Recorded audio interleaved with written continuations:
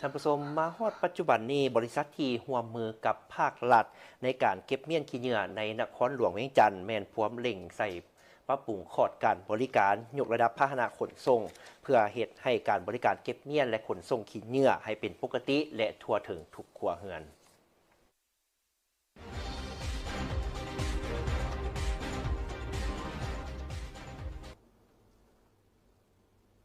มาฮอดปัจจุบันมีบริษัทที่ให้บริการเก็บเมี่ยนขนส่งขี้เหงื่อในนครหลวงเวียงจันทน์นับทางภาครัฐและภาคส่วนเอกชนทั้งหมด10ภาคส่วน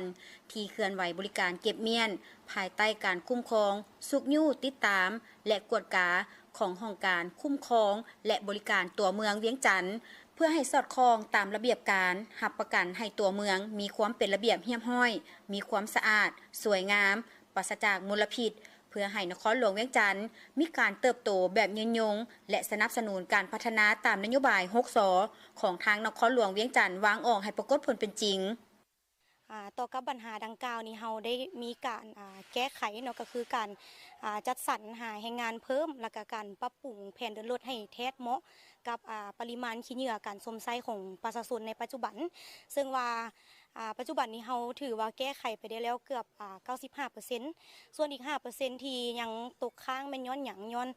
บางโฮมหรือว่าเป็นเขตในซอยที่ว่าทางโซเฟอร์ยังกำบ่ได้คือเราได้ปรับเปลี่ยนแรงงานโซเฟอร์ใหม่เนาะก็คือ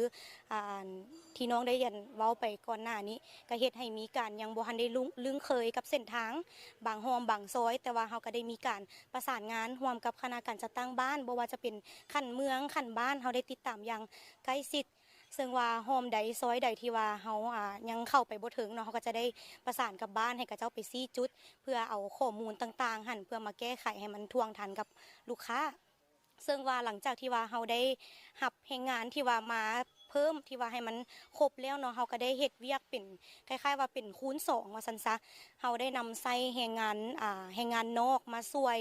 ในการเฮ็ดแก้ไขขี้เหงื่อวิกฤตที่ว่ามันสะสมผ่านมาหั่นเป็นทีมแก้ไขพิเศษว่าซั่นซะจะเป็นกลางเว้นส่วนว่าฮอบเวียนปกติแม่นเฮาจะได้ปฏิบัติในช่วงตอนกลางคืนคล้ายๆว่าเฮาจะเฮ็ดทั้งเว้นแล้วก็ทั้งคืนมันบ่ได้พักเลยเป็น24ชั่วโมงเลยและจากห่างเสียงของสังคมที่ได้เรียกร้องให้หน่วยงานที่เกี่ยวข้องโดยเฉพาะบริษัทที่บริการเก็บเมี่ยนขนส่งขี้เหงื่อที่เห็นว่ามีบางพื้นที่ในนครหลวงเวียงจันทน์ยังบ่ทันปฏิบัติได้ดีเท่าที่ควรฮีพรแก้ไขปัญหาดังกล่าวที่เห็นว่ายังมีสภาพขี้เหงื่อตกค้างเป็นบางเขตบางบ้านจำนวนหนึ่งต้องได้รับการแก้ไขโดยไวและหนึ่งในหันแมนบริษัทสมอลบี้ได้มีการร่วมมือกับภาครัฐก็คือห้องการคุ้มครองและบริการตัวเมืองนครหลวงเวียงจันทน์ในการบริการเก็บเมี่ยนขนส่งขี้เหงื่อภายใน190บ้านในจำนวน7ตัวเมืองของนครหลวงเวียงจันทน์ท่านางดีนาสมสมุทรฝ่ายโฆษณาประชาสัมพันธ์การตลาดของบริษัทสมอบี้ได้ให้สัมภาษณ์ว่าต่อกับปัญหาการบริการเก็บเมี่ยนขนส่งขี้เหงื่อที่ตกค้างในเขตความรับผิดชอบของบริษัทและมาฮอดปัจจุบันนี้ทางบริษัทได้มีการจัดสรรแรงงานเพิ่มปรับปรุงแผนเดินรถให้แท้เหมาะและการเข้าเฮ็ดสัญญาเก็บเมี่ยนขี้เหงื่อของประชาชนกับบริษัทรวมถึงการคัดแยกขี้เหงื่อแต่ละประเภทให้ละเอียดปัจจุบันนี้เราก็ได้จัดตั้งแผนเดินรถใหม่เนาะก็คือเราจะจัดตั้งมีอยู่4ทีมหนึ่งเราจะคุมรถอยู่5 คันแม่นเราจะแยกไปแต่ละเมืองที่ว่าอยู่ในขอบเขตรับผิดชอบของเรา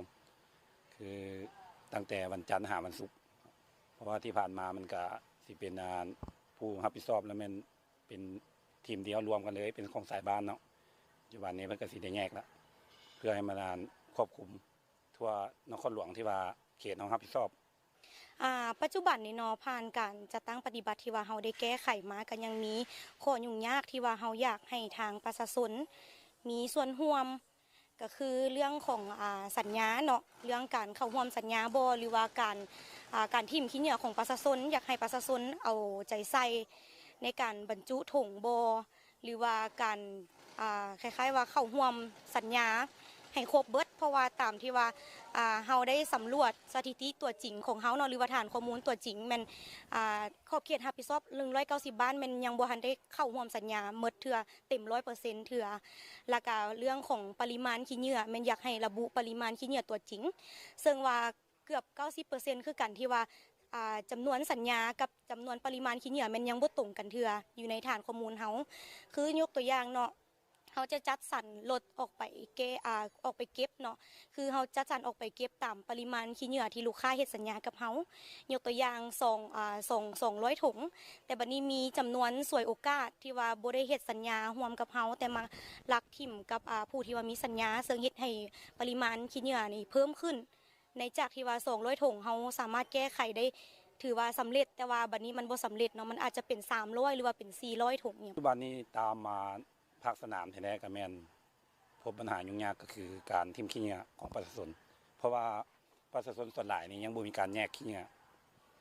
กับเวลาเขาเจ้าทิ่มขี้เหงื่อเนาะแบบบ่ใส่เป็นถุงดีๆเขาเจ้าทิ่มกระแจกกระจายนี่นะ เพื่อปฏิบัติตามยุทธศาสตร์การคุ้มครองขี้เหงื่อแบบยืนยงแต่นี้ฮอดปี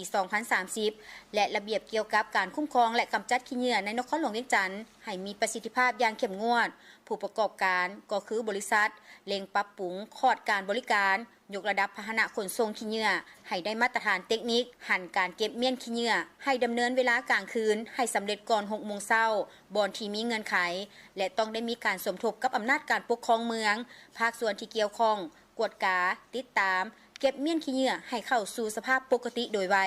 เพิ่มทวีเวียกงานโฆษณาปลุกจิตสำนึกทุกภาคส่วนในการเข้าร่วมเวียกงานอนามัยรักษาความสะอาดรวมถึงการเข้าร่วมเฮ็ดสัญญาเก็บเมี่ยนรับรู้และเข้าใจปฏิบัติตามระเบียบนิติกรรมต่างๆของบริษัทอย่างเข้มงวดและสิ่งสำคัญไปกว่านั้นการจัดเก็บเมี่ยนมัดขี้เหงื่อใส่ถุงที่เหมาะสมให้เป็นระเบียบแล้วนอกจากจะป้องกันสัตว์มาคุยเคียแล้วยังเป็นการแสดงความรับผิดชอบต่อขี้เหงื่อของตนและยังช่วยให้พนักงานภาคสนามเฮ็ดเวียกได้สะดวกช่วยลดอุบัติเหตุการบาดเจ็บและยังเป็นการประหยัดเวลาขึ้นเติมอีกด้วย